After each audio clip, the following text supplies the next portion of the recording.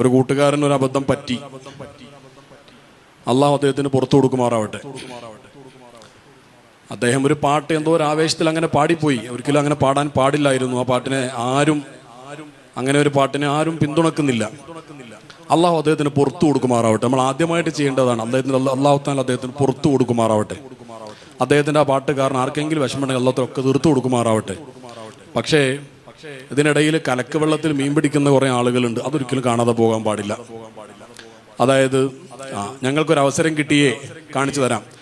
പാട്ട് പാടുന്ന ആളുകൾക്കെതിരെയൊക്കെ സംസാരിക്കാൻ വേണ്ടി ഒരു അവസരം കിട്ടിയതുപോലെ ഉറഞ്ഞു തുള്ളുന്ന കുറേ ആളുകളെ സോഷ്യൽ മീഡിയയിൽ കാണുന്നുണ്ട്. അത് ആ വിഷയത്തെക്കുറിച്ച് പറയേണ്ടത് ആധികാരികതയുള്ള പണ്ഡിതന്മാർ പറഞ്ഞു കഴിഞ്ഞു. ഇനി ആ വിഷയം വിടുക. അല്ലെങ്കിൽ തന്നെയും ആ സുഹൃത്ത് തന്നെ എത്രയോ നല്ല പാട്ട് പാടിയ, എത്രയോ നല്ല അദ്ദേഹത്തിൻ്റെ പാട്ട് കേട്ട് സാധുവായി ഞാൻ പോലും കരഞ്ഞു പോയിട്ടുണ്ട്. അദ്ദേഹം എഴുതിയ പാട്ട് കേട്ട്.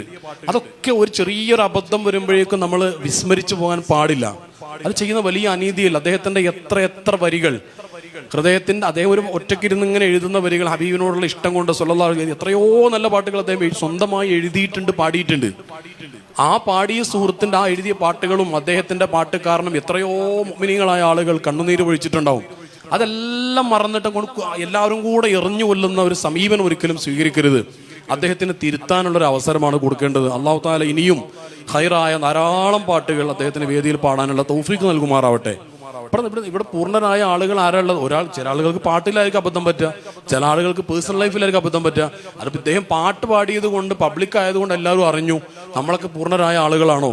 ഈ സോഷ്യൽ മീഡിയയിൽ വിമർശിക്കുന്ന ആളുകളൊക്കെ ഒന്ന് നെഞ്ചത്ത് കൈവച്ചൊന്ന് ആലോചിക്കുന്നത് നല്ലതാണ്. ഈ വിമർശിക്കുന്ന ആളുകൾ പാപം ചെയ്യാത്തവർ കല്ലെറിയട്ടെ എന്ന് പറഞ്ഞാൽ കല്ലെറിയാൻ ആരുണ്ടാവില്ല. അപ്പൊ അതുകൊണ്ട് എല്ലാം തികഞ്ഞു വന്ന് ഇന്നും പല ആളുകളും സുഹൃത്ത് ഓരോ സ്ക്രീൻഷോട്ടുകൾ അയച്ചു. സാർ ഇതിനെതിരെ എന്തെങ്കിലും പറയണം. ഞാൻ പറഞ്ഞു അതിനെതിരെ പറയാനുള്ള വിവരമൊന്നും എനിക്കില്ല. ഒരു വിഷയം അത് ശ്രദ്ധിക്കേണ്ടത് ഞാൻ പറഞ്ഞോളാം എന്ന് പറഞ്ഞു. ഇത് എവിടെയാ പറയാന്ന് ആലോചിച്ചു. ഏറ്റവും നല്ലത് മധുഹിന്റെ വേദിയിൽ തന്നെ പറയലാണല്ലോ. അപ്പൊ ആ സുഹൃത്തിന് പിന്നെ വേറെ ചില ആളുകൾ ഷെയർ ചെയ്ത് ഒരു തെറ്റ് സംഭവിച്ചാൽ ആദ്യം ചെയ്യേണ്ടത് ഇനി ഒരാളത് കാണാൻ പാടില്ല എന്ന നിലപാട് ആദ്യം ചെയ്യേണ്ടത്. അത് 10 ആളിലേക്ക് അല്ലെങ്കിൽ 1000 ആളിലേക്ക് 1,00,000 ആളുകളിലേക്ക് എത്തിച്ചിട്ട് ഇത് തെറ്റാണ് എന്ന് പറയുന്നത് എത്രമാത്രം ഭീകരമായ മറ്റൊരു തെറ്റാണ്. അത് ഏതോ കുറച്ച് ആളുകൾ മാത്രം കണ്ട് അവസാനിക്കേണ്ടിയിരുന്നത് ലക്ഷക്കണക്കിന് 10,000-കണക്കിന് ആളുകളിലേക്ക് എത്തിച്ച ആളുകൾ സോഷ്യൽ മീഡിയയിൽ കുത്തിമറിയുന്ന, സോഷ്യൽ മീഡിയയിലേക്ക് ഉറങ്ങി, സോഷ്യൽ മീഡിയയിൽ രാവിലെ എഴുന്നേറ്റ് സോഷ്യൽ മീഡിയയിൽ ഭക്ഷണം കഴിക്കുന്ന ആളുകളുണ്ട്. അവർ ദീനിന്റെ പേരിൽ ദയവായി ഇത്തരം കാര്യങ്ങൾ ചെയ്യാതിരിക്കുന്നത് ദീനിനോട് ചെയ്യുന്ന വലിയ സേവനമായിരിക്കും. എത്രയോ കുറഞ്ഞ ആളുകൾ മാത്രം കാണേണ്ട ഒരു പരിപാടിയായിരുന്നു അത്. ഇതിപ്പോൾ അവസാനം ഷെയർ ചെയ്ത് എല്ലാ യുക്തിവാദികൾക്കും, ഇസ്ലാമിനെ വിമർശിക്കുന്നവർക്കും, പാട്ട് വേണ്ട എന്ന് പറയുന്നവർക്കും, മദ്ഹ് വേണ്ട എന്ന് പറയുന്നവർക്കും എല്ലാവർക്കും ഹബീബായ സല്ലല്ലാഹു അലൈഹി വസല്ലമ തങ്ങളുടെ മദ്ഹിനെ കുറ്റം പറയാൻ, എത്രയോ വലിയ ആലിമീങ്ങളെ കുറ്റം പറയാൻ